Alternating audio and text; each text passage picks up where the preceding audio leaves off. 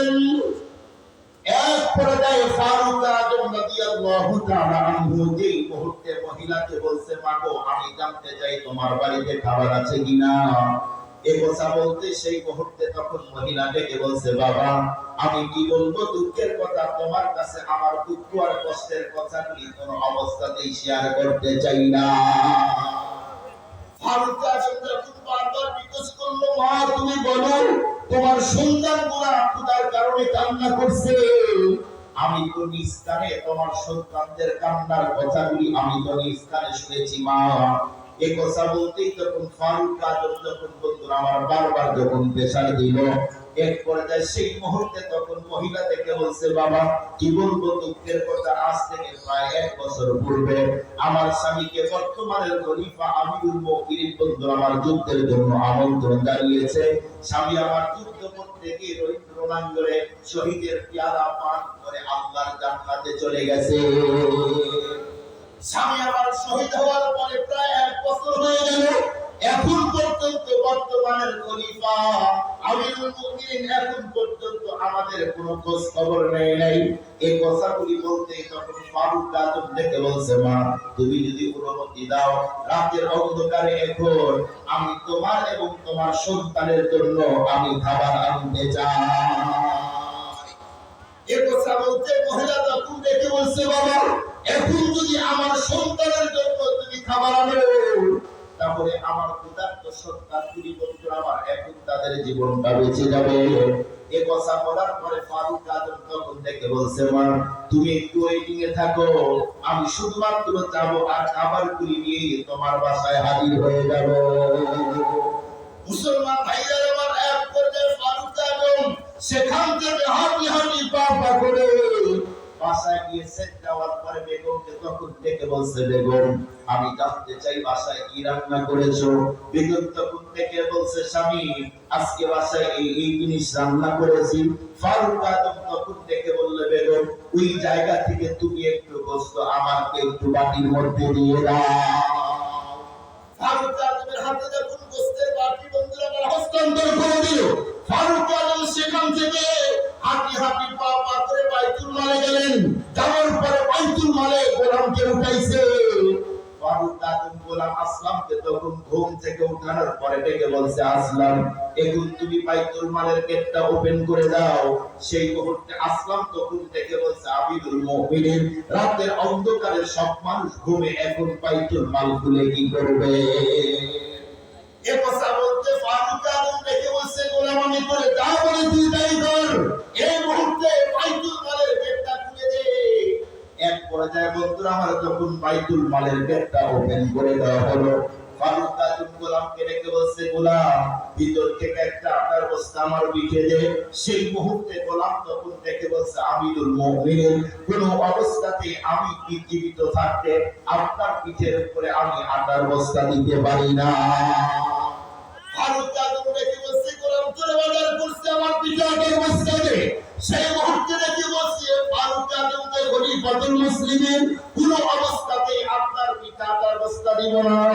এই কথা বলতে এক পর্যায়ে ফারুক আযম তখন ডেকে বলছে, তোর পিঠে আমি আটার বস্তা উঠাই দিব।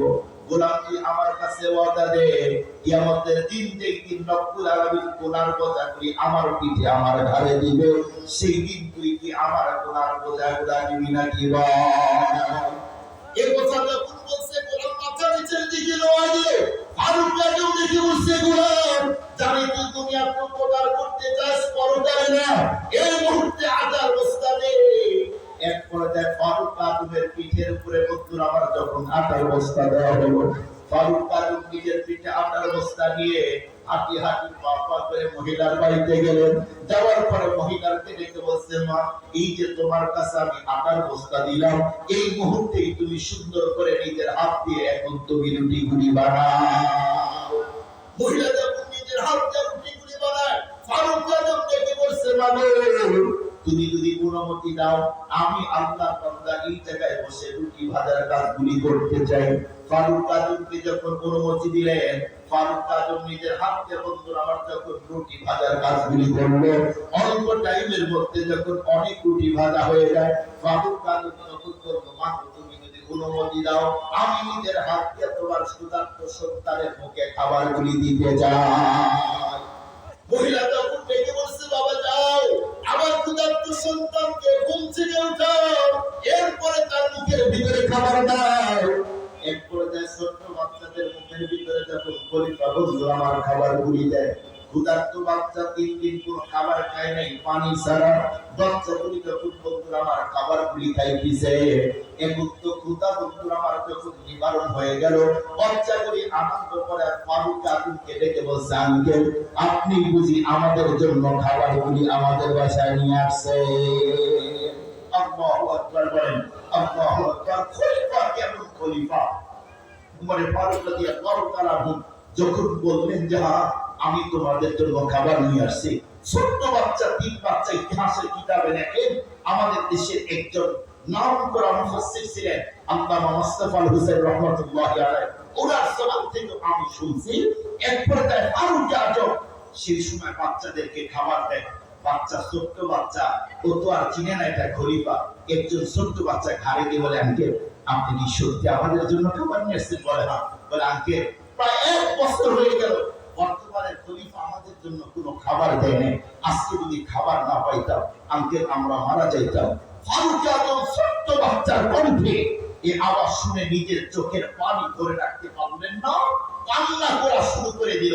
মহিলা দূর থেকে লক্ষ্য করে দেখলো, কিরে যে লোকটা রাতে অন্ধকারে অপরিচিত একজন মানুষ যে উপকার করলো, সেই লোকটা আমার বাচ্চাদের মুখে খাবার দিল, এখন কান্না করছে কেন?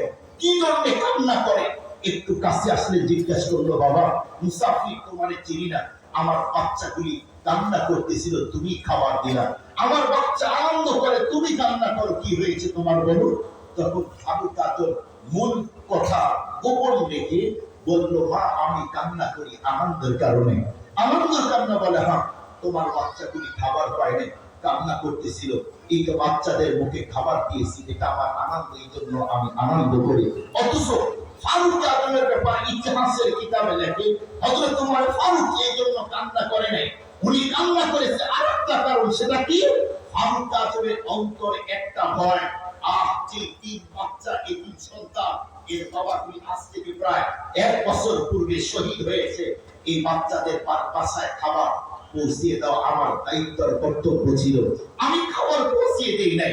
ছোট্ট বাচ্চাগুলি ক্ষুধার কারণে যদি মারা যাইত, কিয়ামতের দিন যদি আমি ওমরকে আল্লাহ জিজ্ঞেস করতো, মা আমি তোমাকে খলিফা বানিয়েছিলাম, তোমার আঙ্গুলের ইশারায় অর্ধেক পৃথিবী শাসন হয়েছে, বর্তমানে 64 রাষ্ট্র এক জায়গায় করলে যত বড় হয়, তত বড় রাজ্যের খলিফা ছিলেন হযরত ওমর ফারুক রাদিয়াল্লাহু তাআলা আনহু, তার অন্তরে ভয়, না জানি আমি এতিমের হক নষ্ট করলাম, আল্লাহ যদি কিয়ামতের দিন আমাকে জিজ্ঞেস করতো, তুমি এতিমের হক নষ্ট করেছো, খাবার পৌঁছিয়ে দাও নাই, আজকে এর জবাব দাও, আমি কি জবাব দিতাম আল্লাহর কাছে?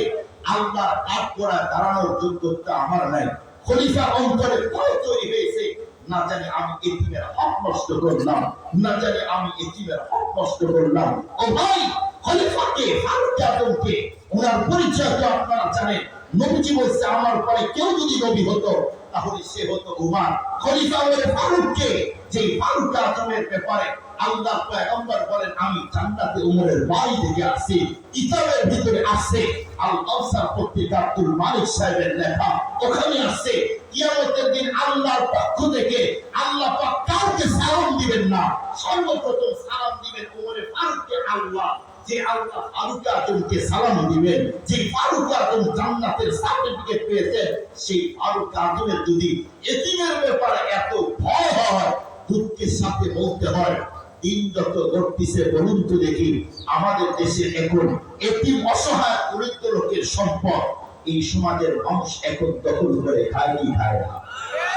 সবাই এই সমাজের মানুষ এখন এতিম অসহায়, ঘর নাই বাড়ি নাই, এই জাতীয় লোককে সম্পদ এখন দখল করে খায়।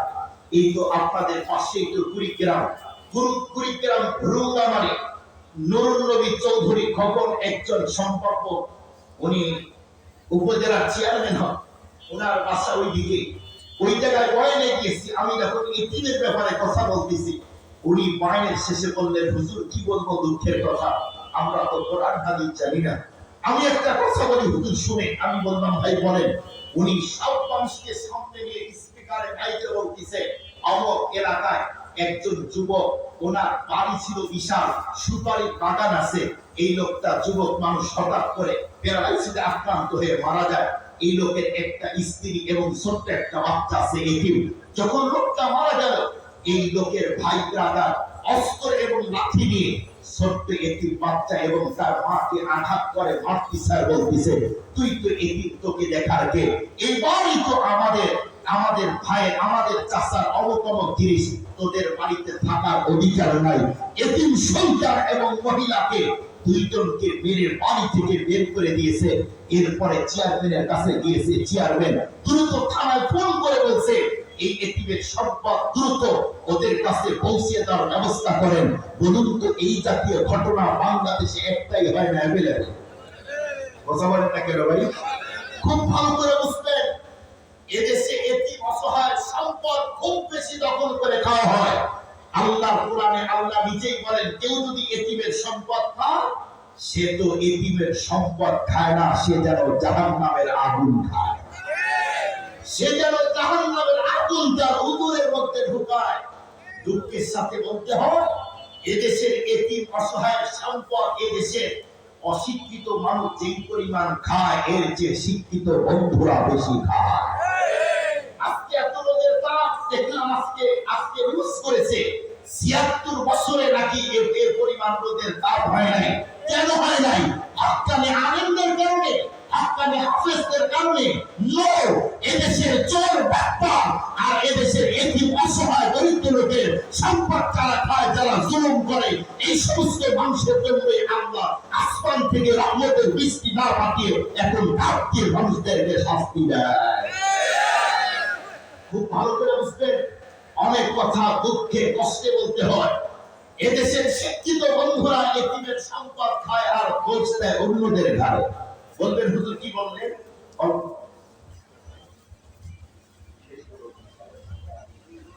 সম্মানিত মুআজ্জাজ মুহতারাম হাজরিন, খুব ভালো করে বুঝবেন। আপনারা বলেন, আমাদের দেশের মাননীয় প্রধানমন্ত্রী এতিম অসহায় দরিদ্র, ঘর নাই, বাড়ি নেই, হাত নাই, পা নাই, এই জাতীয় লোকদের জন্য সরকারি বাজেট করে কি করে না? কথা বলেন একটু ভাই, করে কি করে না? করে। দেখবেন যার হাত নাই, পা নাই, ঘর নাই, বাড়ি নেই, এই জাতীয় এতিম মানুষ, এতিম অসহায় দরিদ্র রিক্তহস্ত মানুষ যখন সরকারি টাকা উঠাইতে যায়, কিছু ভদ্রলোক টাই পরা, শার্ট পরা, কোট পরা, সুন্দর চেয়ারে একটা কলম নিয়ে বসে আছে। যখন সরকার কিছু বাজেট দেয়, এতিম অসহায় তখন ওই টাকা উঠাইতে যায়, তখন ওরা কলমের খোঁচায় অর্ধেক গায়েব করে দেয়। আসলে যারা কলমের খোঁচা এতিমের সম্পদ, অসহায় দরিদ্র লোকের সম্পদ দখল করে খায়, এরাই নাকি এদেশের আদর্শ সন্তান। ওরাই যদি এদেশের আদর্শ সন্তান হয়, তাহলে এদেশের অসহায় করে এদেশের তাহলে চোর ডাকাত আর বাটপারটা বলেন। অশিক্ষিত মানুষ যদি রাস্তায় ডাকাতি করে, চুরি করে, ছিনতাই করে মারা যায়, যারা কলমের খোঁচায় এতিম অসহায় দরিদ্র লোকের সম্পদ খায়, এদেরকে কখনো মানুষ বলা যায় না। সম্মানিত উপস্থিতি, আপনারা বলুন, আপনাদের মহল্লার মসজিদে ধরে নেন আমি ইমামতি করি এক মসজিদে, তো এই এলাকার সবচেয়ে টাকাওয়ালা, কোটি কোটি টাকার মালিক ধরে নেন মুরব্বী, উনি হযরত, তো উনি কোটি কোটি টাকার মালিক। তো উনি আমাকে বললেন যে হুজুর, আমার একটা নাতি আর নাতনি আছে, তো কি করতে হবে? বলে এই নাতি আর নাতনিকে পড়াইতে হবে, বিনিময়ে গাড়ি দিব, বাড়ি দিব, রাস্তার সুবিধা দিব, অনেক কিছুই দিব। পরের দিন ওনার নাতি আর নাতনি যখন পড়তে আসছে, জিজ্ঞেস করলাম কেন আসতে? বলে পড়তে। কি পড়বে? বলে কোরআন শরীফ পড়বে। তো টাকা এনেছো? কোরআন শরীফ পড়ে। বলে না, টাকা তো আনি। আমি বললাম যাও, টাকা ছাড়া তোমাদেরকে পড়ানো হবে। দ্বিতীয় দিন আবার আসছে, জিজ্ঞেস করলাম কেন আসছো? বলে আমরা কোরআন পড়তে। টাকা এনেছো? বলে না, টাকা তো আনি না, দাদু ভাই টাকা দেয়। আমি বললাম যাও, টাকা ছাড়া তোমাদেরকে পড়ানো হবে। তৃতীয় দিন আবার আসছে, জিজ্ঞেস করলাম টাকা এনেছো?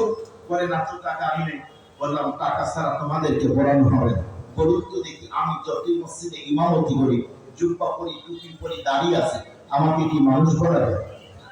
কথা বলে না কেন? মানুষ বলা যায় না কেন? এই নাতি আর নাতিকে পড়ানোর জন্য বাড়ি দেওয়া হয়েছে, গাড়ি দেওয়া হয়েছে, মোবাইল দেওয়া হয়েছে, পোশাক দেওয়া হয়েছে, আরো অনেক সুবিধা দেওয়া হয়েছে।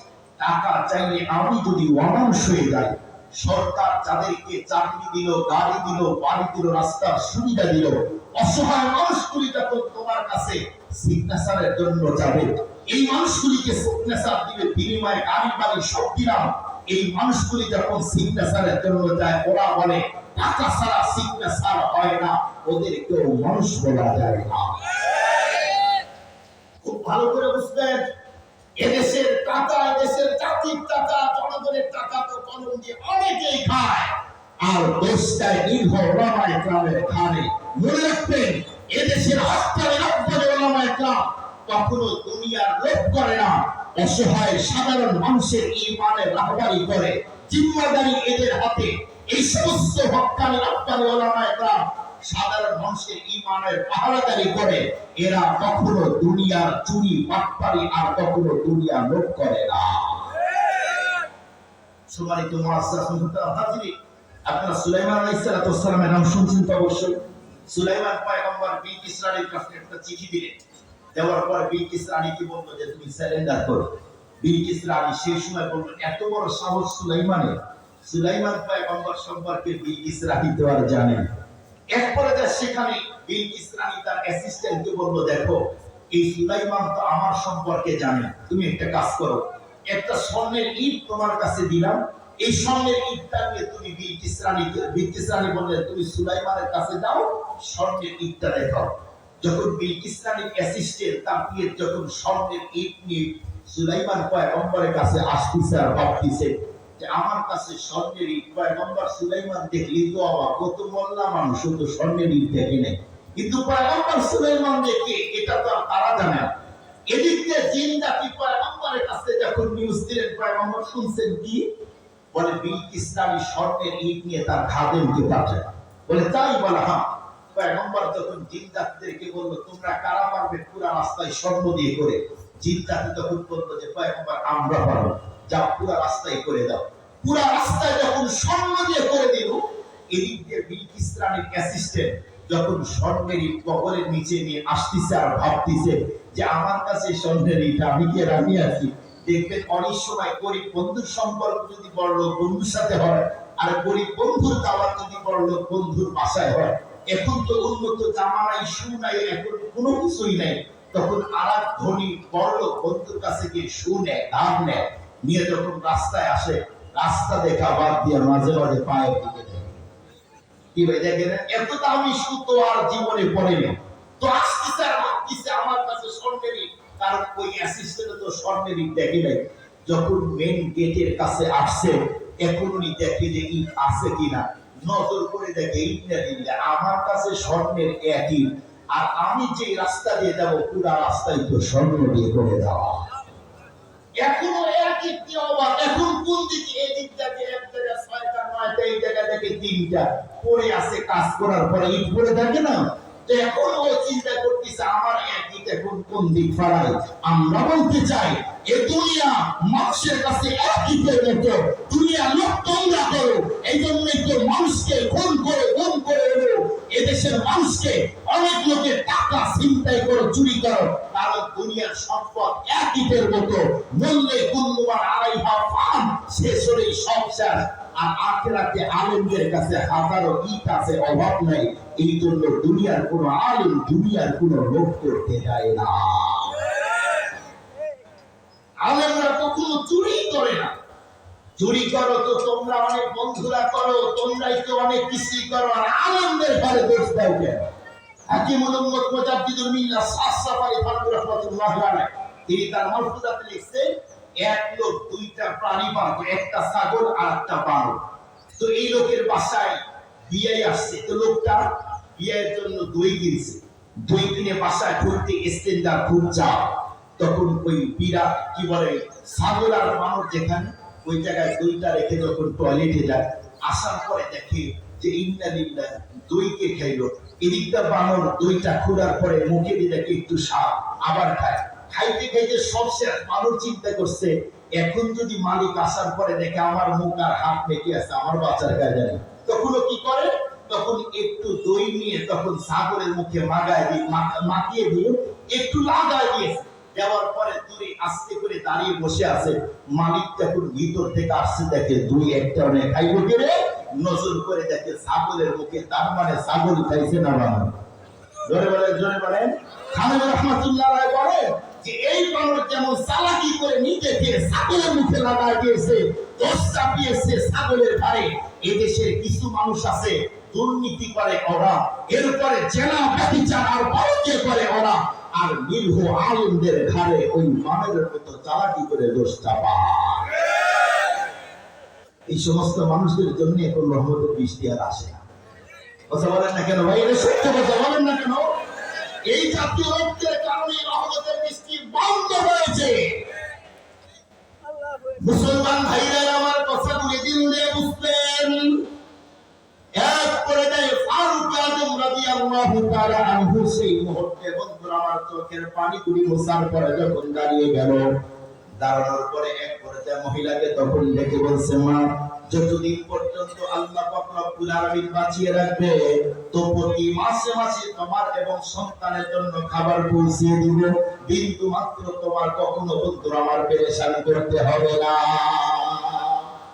এ কথা বলে যখন ফারুক আজম নিজের বাড়ির দিকে রওনা দিল, সেই মুহূর্তে বন্ধুরা আমার মহিলা রাস্তা যখন ব্লকিং করে দিয়েছে, যাবার পরে ফারুক আজমকে তখন ডেকে বলছে, বাবা, একটু মাত্র আমি জানতে চাই, তুমি আমার এত উপকার করলে, কিন্তু তোমার নাম ঠিকানা এখন পর্যন্ত আমি কিছুই জানতে পারলাম না। ওমর ফারুক রাদিয়াল্লাহু তাআলা উনি চিন্তা করে দেখলো যে এখন যদি আমার মূল পরিচয় মহিলাকে দিয়ে, মহিলা সেন্সিয়ার হয়ে পড়ে যাবে, কারণ মহিলা আমাকে দেখলো কিন্তু আমার নাম তো মহিলা জানে না। আপনারা জানেন তালিমুস সুন্নাহ একটা কিতাব পাওয়া যায়, এই কিতাবের ভিতরে লিখছে নবী আলাইহিস সালাতু ওয়াস সালাম একদিন সকালে প্রত্যুষে ঘর থেকে বের হলেন। বের হওয়ার পরে উনি নজর করে দেখে একজন বুড়ি মহিলা মাথার উপরে বিশাল একটা পর্দা গাঁথি দিয়ে রাস্তায় চলতেছে। নবীজি কাছে গেলেন, বুড়ি মাকে ডেকে বললেন, বুড়ি মা, আপনি এত সকালে প্রত্যুষে কই যান? বলে, কেন বাবা, তুমি জানো না? বলেন, আচ্ছা আমি জানি না।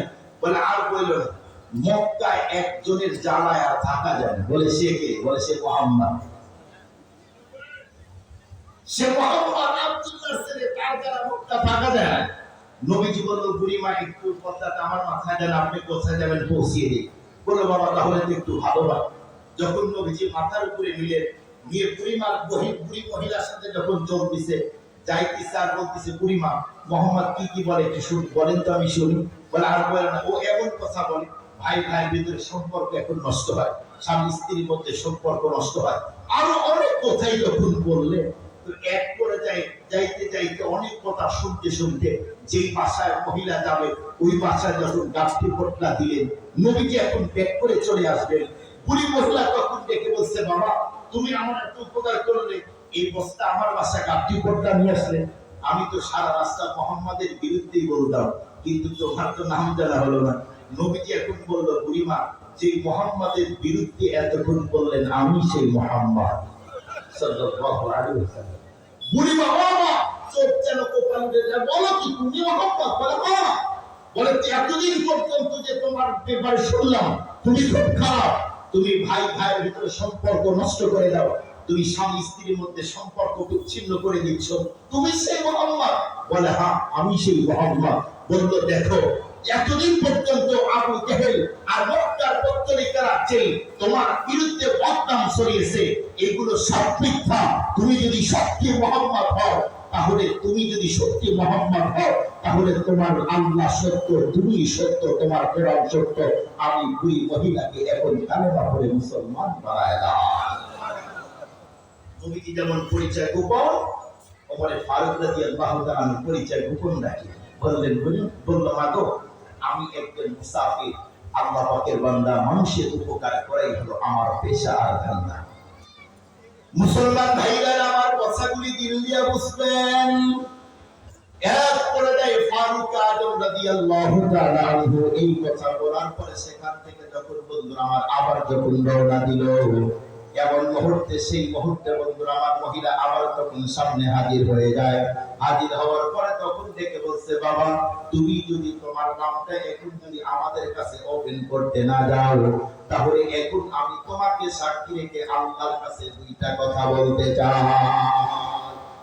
ফারুক আজম তখন ডেকে বলছে, মা বলো এমন কি কথা আমাকে সাক্ষী রেখে আল্লাহকে বলবে? সেই মুহূর্তে মহিলা তখন ডেকে বলছে, বাবা বর্তমানে যদি আমাকে কেউ বন্ধুরা আমার জিজ্ঞেস করে খলিফা হওয়ার যোগ্য কে, এই পৃথিবীতে খলিফা হওয়ার যোগ্য কে হবে, সর্বপ্রথম আমি তোমার নামটাই মানুষের কাছে ওপেন করে দিব। বাবা দ্বিতীয় নাম্বার শুনে নাও, বর্তমানে যে খলিফা হযরত ওমর ফারুক, এতদিন পর্যন্ত আমার এবং আমার সন্তানের কোনো খোঁজ খবর নাই। এই খলিফাকে কিয়ামতের দিন আমি কোনো অবস্থাতেই ছাড় দিব না। এই কথাগুলি বলতে বলতে ফারুক আজম আমার সেখান থেকে বাসায় গেল। যাওয়ার পরে চোখের পানিগুলো ছেড়ে সারা রাত আল্লাহর কাছে কান্না করেছে। মালিকের কাছে কান্নাকাটি করতে স্যার আল্লাহকে ডেকে বলছে, আল্লাহ তুমি যদি নিজ হাতে রাহবারি করে ওই মহিলার বাড়ি পর্যন্ত তুমি যদি পৌঁছে না দিত, ওই বাচ্চাগুলি খোদার কারণে যদি দুনিয়া থেকে বিদায় নিয়ে যাইত, আর কিয়ামতের দিন আমার কোনো বাঁচার কায়দাই থাকতো না। এভাবে কান্না করতে করতে মুয়াজ্জিন যখন ফজরের আযান দিয়েছে, ফারুক আজম সেই মুহূর্তে মসজিদে গিয়েছে। যাওয়ার পরে নামাজগুলি আদায় করার পরে ফারুক আজম বন্ধুরা আমার মুসল্লিদেরকে ডেকে বলছে, শুনো আজকে এমন একটা বিচার হবে যে বিচার পৃথিবীর কোন বন্ধুরা আমার মানুষ দেখে নাই। সেই মুহূর্তে ফারুক আজম তার স্পেশাল বাহিনীকে ডাকলো। কই এক করে যায় ফারুক আজমের স্পেশাল বাহিনীগুলি যখন কাছে আসলো, ফারুক আজম বলল, এই মুহূর্তে তোমরা অমুক জায়গায় তিনজন এতিম বাচ্চা এবং মহিলা আছে আমার সামনে হাজির করে দাও। এই কথা বলে যখন বন্ধুরা আমার ফারুক আজম তার স্পেশাল বাহিনী পাঠিয়ে দিলেন, এরপরে এদিকে ফারুক আজম তার গোলামকে ডাকলো। গোলামকে ডাকার পরে গোলামকে তখন ডেকে বলছে, গোলাম এই মুহূর্তে তুমি যাও খেজুরের গাছ থেকে 15টা ডাল কেটে নিয়ে আসো। গোলাম যখন হাঁটি হাঁটি পা পা করে বন্ধুরা আমার খেজুরের ডালগুলি কেটে নিয়ে আসলো। এদিকে মহিলা বন্ধুরা আমার বাসায় গেলেন, লোকগুলি যাওয়ার পরে দরজার ভিতরে যখন আওয়াজ দিয়েছে, কিন্তু কোন অবস্থাতেই বন্ধুরা আমার মহিলা যখন দরজা ওপেন করে দেয় না। কেন? কারণ সেই দুধের নিয়ে পুরি পুরোটাই আল্লাহ পাকের কোরআন তেলাওয়াত করতে কিনা।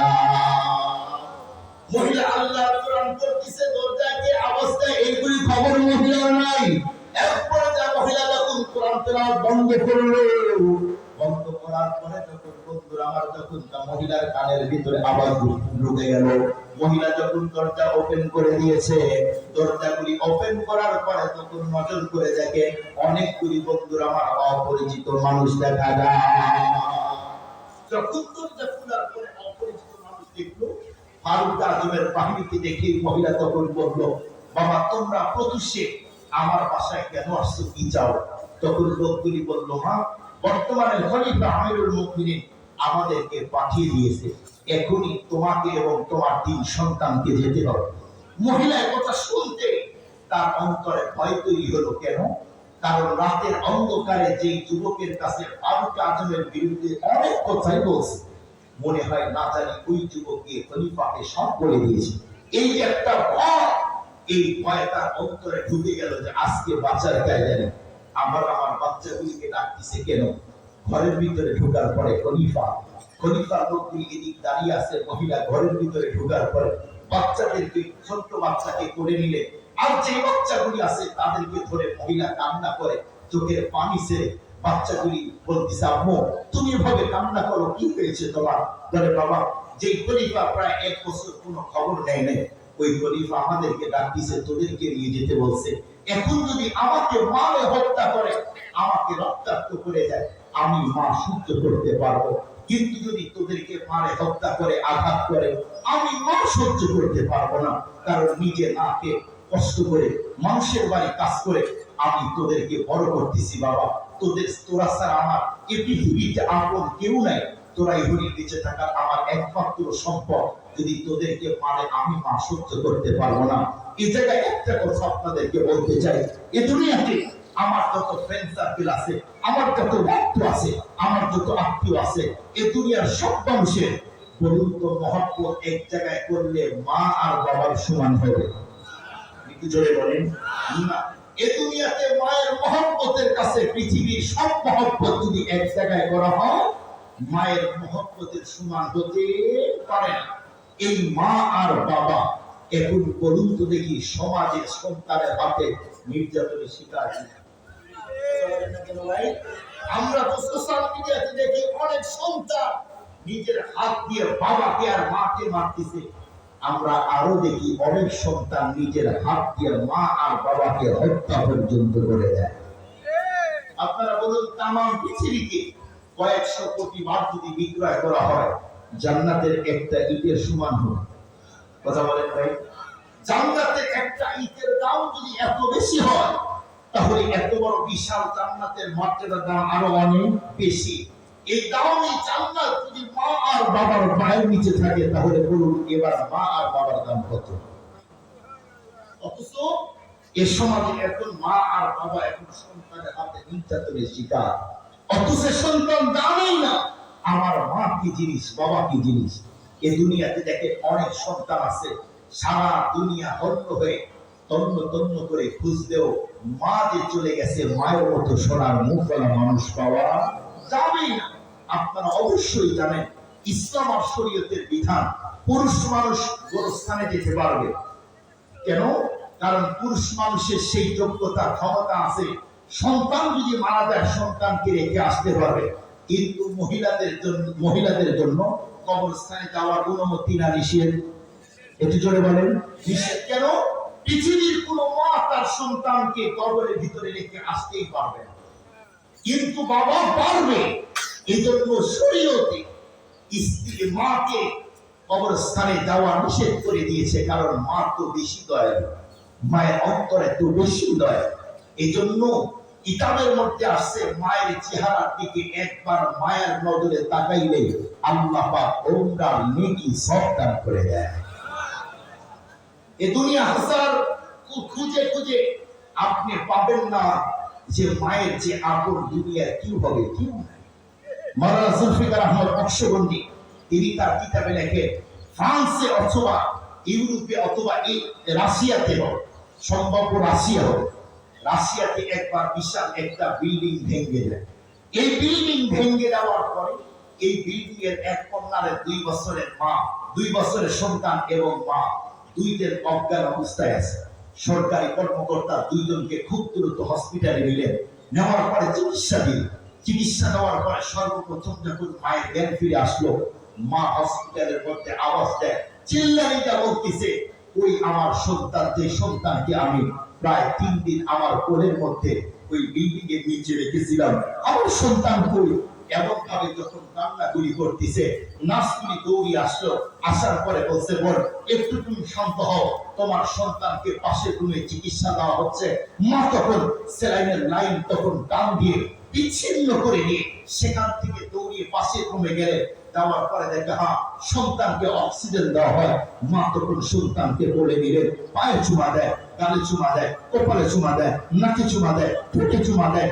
এক পর্যায়ে সন্তানের যখন জ্ঞান ফিরে আসলো, মা তখন চোখের পানি ছেড়ে আল্লাহর কাছে হাত উঁচু করে আল্লাহকে বলে, আল্লাহ তুমি আমাকে আমার সন্তানকে বাঁচিয়ে দিয়েছো, আমি এর শুকরিয়া আদায় কেমনে করব? এমন ভাবে যখন হসপিটালে কান্না করে, নার্সগুলি তখন ডেকে বলছে, বোন তুমি একটু শান্ত হও, আমরা তোমাকে কিছু জিজ্ঞেস করতে চাই। মহিলা বলল, বলো কি কথা জিজ্ঞেস করতে চাও? তখন নার্সগুলি বলল, বোন তোমার এবং তোমার সন্তানের পুরো শরীরের কোনো জায়গায় কাটা ফাটা, কোনো ডিফেক্টেড, কোনো ছিঁড়া নাই, কিন্তু তোমার আঙ্গুলের এই জায়গায় দাঁতের দাঁত দেখা যায়। বোন আমাদের জানতে ইচ্ছে হয়, অনেক মানুষ আহত নিহত হলো, অনেকের শরীর ক্ষত হলো, কিন্তু তোমার সন্তানের কোনো ক্ষতি হলো না। একটু জানতে চাই, বলো কি হয়েছিল তোমার এইখানে? তখন বলবো, দেখো প্রথম দিন যখন বিল্ডিংটা ভেঙে যায়, তখন আমার কাছে কোনো খাবার নাই, আমার সন্তান দুধের শিশু, আমি তখন কি করব? আমার সন্তান আমার স্তনের দুধগুলি খায়। এভাবে প্রথম দিন কেটে গেল। দ্বিতীয় দিন আমার সন্তান, আমি কোনো খাবার খাই না, খাবার না খাওয়ার কারণে আমার স্তনে আর দুধ আসে না। সন্তান আমার দুধের শিশু খাবার না পাওয়ার কারণে এখন কান্না করে। দ্বিতীয় দিন আমি কান্না করতেছি, আল্লাহকে বলতেছি, আল্লাহ আমার যদি জীবন চলে যায়, আমি মা বাবা মরে যাব, আমার কোনো কষ্ট নাই, দুঃখ নাই। কিন্তু যে সন্তানকে 10 মাস 10 দিন পেটে ধরলাম, যে সন্তানের জন্য রাত থেকে সন্তানকে পাহারা করলাম, সন্তান হিসাব করলে চেঞ্জ করে, যে সন্তানকে এত কষ্ট করে বড় করলাম, এই সন্তান যদি এখন আমার সামনে পড়ে যায়, আমি মা কেমন সহ্য করব? উনি বলেন এভাবে তৃতীয় দিন কেটে গেল। তৃতীয় দিন আমার সন্তান কোনোভাবে মাথা উঠায় না, আওয়াজটা একদম ক্ষীণ হয়ে গেছে। আমি ভাবলাম সন্তান যদি আমার হাতে মরে যায়, আমি মা সহ্য করতে পারবো না। আমার জিহ্বা সন্তানের মুখে দিলাম, সন্তান আমার জিহ্বা চুষে। এক পর্যায়ে আমি দেখলাম সন্তান চোখে জিহ্বা চুষে, কিন্তু কোনো রসকস কিছুই তো নাই। তখন সন্তান আবার কান্না করে। আমি মা ভাবলাম এখন যদি আমার সন্তান মরে যায়, সহ্য করা যায় না। তখন আমার আঙ্গুলটা মুখের মধ্যে দিলাম, কর্মর কর্মর করে আওয়াজ দিলাম। আমার আঙ্গুল থেকে রক্ত যখন বের হচ্ছে, এই আঙ্গুলটা সন্তানের মুখে দিলাম। সন্তান ক্ষুধার কারণে আমার তাজা রক্তগুলি চুষে খায়। আমি মা কখন অজ্ঞান হয়েছে আমি জানি না। এরই নামই হলো মা, এরই নামই হলো মা। এ দুনিয়াতে হাজার রঙের মানুষ পাইবেন, হাজার মহব্বত ভালোবাসার মানুষ পাইবেন, কিন্তু একটা কথা মনে রাখবেন, মায়ের মতো দরদি আপন কাউকেই পাইবেন না। যখন আমি আর আপনি ছোট ছিলাম, সেই সময় খালা যদি বলতো বুবু তোমার ছেলেকে দাও একটু অমুক জায়গায় ঘুরে আসি, মা বলতো যে না তোর কাছে দেওয়া যায়। কেন? কারণ আমি যে যত্ন আমার সন্তানকে করবো, তুমি তো সেই যত্ন করবো না। মুসলমান ভাইরা আমার কথাগুলি দিল দিয়া বুঝবেন।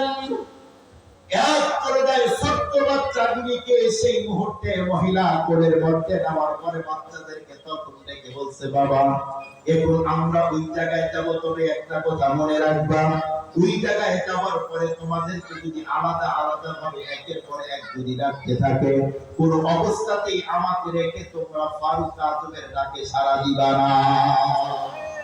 এই কথা বলে যখন মহিলা বাচ্চাদেরকে সাথে করে নিয়ে রওনা দিল, লোকগুলি ফারুক আজমের কাছে যখন নিয়ে গেছে, যাওয়ার পরে মহিলাকে যখন ফারুক আজমের সামনে বন্ধুর আমার যখন হাজির করে দিল, এদিকে ফারুক আজমকে তখন লোকগুলি ডেকে বলল, খলিফাতুল মুসলিমিন, এই যে মহিলা এবং তার বাচ্চাগুলি নিয়ে আসছি, এই কথা বলতেই ফারুক আজম তখন ডেকে বলল, এই মুহূর্তেই তুমি মহিলা এবং তার বাচ্চাদেরকে সামনে এগিয়ে দাও। মহিলা যখন সামনের দিকে আসতেছে আর ভাবতেছে, দেখি তো বর্তমানের সামনে উমরকে কেমন দেখা যায়। এরপরে যা মহিলা যখন সামনে আসতেছে আর একটু বন্ধু আমার বাঁকা চোখে তাকাইলো, বাঁকা চোখে নজর করার পরে মহিলা নিজের চোখটারে বিশ্বাস করাইতে পারে না। উনি ভাবতেছে কিরে, ওই যে চেয়ারের মধ্যে যে খলিফা আছে, ওই খলিফাই তো রাতের অন্ধকারে আমার বাসায় খাবার নিয়ে গিয়েছিল। মহিলা নিজের বন্ধু আমার চোখে যখন বিশ্বাস করাইতে পারে না, এক পর্যায়ে যখন চোখটা ডোলা দিয়েছে, এরপরে সেকেন্ডবার আবার যখন নজর করলো, তখন ভাবতেছে কিরে ওই যুবকটারই তো দেখা যায়। এরপরে যায় ফারুক আজমের সামনে বন্ধুরা আমার যখন মহিলা হাজির হলো, ফারুক আজম খেজুরের ডালগুলি হাতে নিয়ে সেই মুহূর্তে মহিলাকে ডেকে বলছে, মা এই যে তোমার হাতের মধ্যে আমি খেজুরের ডালগুলি এখন দিয়ে দিলাম, তোমার সন্তানের খাবার পৌঁছে না দেওয়ার কারণে তোমার সন্তানগুলি যেই পরিমাণ কান্না করেছে, আমি ওমরকে সেই পরিমাণ আঘাত করে এখন শরীর থেকে রক্তগুলি বের করে দাও। তোমার সন্তানের চোখ থেকে যেই পরিমাণ পানিগুলি ঝরেছে, মা আমি ওমরকে মারতে মারতে তুমি সেই পরিমাণ রক্তগুলি বের করে দাও। আল্লাহু আকবার বলেন। আল্লাহ সম্মানিত মুআজ্জাজ মুহতারাম, আপনারা বলুন হযরত ওমর ফারুক রাদিয়াল্লাহু তাআলা উনি কি এই চরিত্রওয়ালা মানুষ ছিলেন? কথা বলেন না কেন ভাই? উনি কি চরিত্রওয়ালা মানুষ ছিলেন? না। উনি কে? উনি নবীকে হত্যা করার জন্য গিয়েছিলেন। কিন্তু ফারুক আজমের জীবনে এর পরিবর্তন বলুন তো দেখি, সেই যুগের বিদ্যা নাকি আল্লাহর কোরআন? একটু জোরে বলেন। আল্লাহর কোরআনের মাধ্যমে হযরত ওমর ফারুক রাদিয়াল্লাহু তাআলার জীবন পরিবর্তন হয়েছে। আলহামদুলিল্লাহ আমাদের দেশেও কত সন্ত্রাস, মানুষকে গুম করে, খুন করে, হত্যা করে। আমাদের দেশের কত নেশাখোর, আল্লাহওয়ালাদের সহবতে যাওয়ার পরে কোরআনের কাছে যাওয়ার কারণে বলুন তো দেখি জীবন পরিবর্তন হয়েছে কিনা? হয়েছে। এজন্যই আল্লাহ তাআলা বলেন আর রহমান দয়াময় আল্লাহ আল্লামাল কোরআন, যিনি কোরআন শিখালেন, খলাকাল ইনসান মানুষ বানালেন। মানুষ দুই রকম, জন্মগত গুণগত। জন্মগত মানুষ হতে চাইলে পৃথিবীর কোনো শিক্ষার দরকার নেই, মায়ের উদর থেকে দুনিয়াতে আসলেই জন্মগত মানুষ হওয়া যায়। গুণগত আদর্শ মানুষ হতে চাইলে বলুন তো দেখি শিক্ষার দরকার আছে না নাই? আছে। কোন শিক্ষা দিয়ে আদর্শ গুণগত মানুষ হওয়া যায়? এবার আপনারাই বলুন, মানব রচিত শিক্ষা নাকি আল্লাহর কোরআন? একটু জোরে বলেন, জোরে বলেন। আল্লাহর কোরআন। এজন্যই তো এখন পৃথিবীতে জরিপ করে দেখবেন তামাম ওয়ার্ল্ডে আজও আদর্শ গুণগত মানুষ তারা যারা কোরআনওয়ালা। কথা বলেন না কেন ভাই? এজন্যই তামাম পৃথিবীর ইহুদি আর নাসারা ওরা ষড়যন্ত্র করতেছে, যেই প্রতিষ্ঠান যেই জায়গা থেকে আদর্শ গুণগত মানুষ তৈরি হয় এই প্রতিষ্ঠান বন্ধ করার বলুন তো দেখি ষড়যন্ত্র করতেছে কিনা? করতেছে। আপনারা বলুন আদর্শ, আপনারা একটা সহজ করে বলেন, আমার চোখে যদি সমস্যা হয় কোন মুফতি সাহেবের কাছে গেলে চোখের চিকিৎসা হবে? মুফতি সাহেব চোখের চিকিৎসা করে। আমার যদি দাঁতে সমস্যা হয় কোন ডেন্টালিস্ট ডক্টরের কাছে যেতে হবে। আমার মাথায় পেটে অন্য জায়গায় যদি সমস্যা হয় কোন ডক্টরের কাছে যেতে হবে। আপনারা বলুন ধর্মের ব্যাপারে ফতোয়া যদি জানতে চান কোন ডক্টরের কাছে গেলে হবে। কথা বলেন, কার কাছে? মুফতি সাহেবের কাছে যেতে হবে। তাহলে বলুন এই ডক্টর তৈরি হয় কোথায়? মাদ্রাসায় নাকি মেডিকেল কলেজে? একটু জোরে বলেন। মেডিকেল কলেজে। আপনারা বলেন তামাম দুনিয়ার সমস্ত মেডিকেল কলেজ যদি আজকেই বন্ধ করে দেওয়া হয় 100 বছর পরে কি পৃথিবীর কোন মেডিকেল কলেজ পাবেন না? কেন? কারণ যেখান থেকে চোখের ডাক্তার, দাঁতের ডাক্তার, মাথার ডাক্তার, পেটের ডাক্তার, পিঠের ডাক্তার, হাড়ের ডাক্তার, লাংসের ডাক্তার তৈরি হয় সেটা হলো মেডিকেল কলেজ। সেটা বন্ধ করে দিলে যদি হাড়ের ডক্টর না পাওয়া যায়, চোখের ডক্টর না পাওয়া যায়, কানের ডক্টর যদি না পাওয়া যায়, মাদ্রাসা যদি বন্ধ হয়, তাহলে বলুন তো এদেশের কোন আলেম আর কি মসজিদে পাবেন? জোরে বলেন। তারাবির জন্য হাফেজ পাবেন, বিয়ে পড়াইতে গেলে কি আলেম পাবেন না? 100 বছর পরে এই জাতীয় প্রতিষ্ঠান যদি বন্ধ হয় 100 বছর পরে বিয়ে করবেন বৈধ পন্থায় কোন হুজুর পাইবেন না। এজন্য পৃথিবী ইহুদি আর নাসারাদের ষড়যন্ত্র হলো কেমনে প্রতিষ্ঠানগুলি বন্ধ করে দেওয়া যায়। যদি আলেম এই জমিনে না থাকে তাহলে আমরা ইসলামকে ধ্বংস করে দিতে পারবো। বর্তমান পৃথিবীতে 4500-এর উপরে ধর্ম। এই 4500-এর উপরে ধর্ম সব মানুষের টার্গেট হলো একমাত্র ইসলাম। হিন্দু ইহুদিকে টার্গেট করে না, ইহুদি নাসারাকে টার্গেট করে না। প্রত্যেকের টার্গেট হলো ইসলাম। ইসলামকে যদি শেষ করে দেওয়া যায় তাহলে আমরা সাকসেস। কারণ ওরা দুনিয়ার যে কোনো কাজ করতে কোন ধর্মের মানুষ বাধা দেয় না, একমাত্র বাধা দেয় হলো মুসলমান।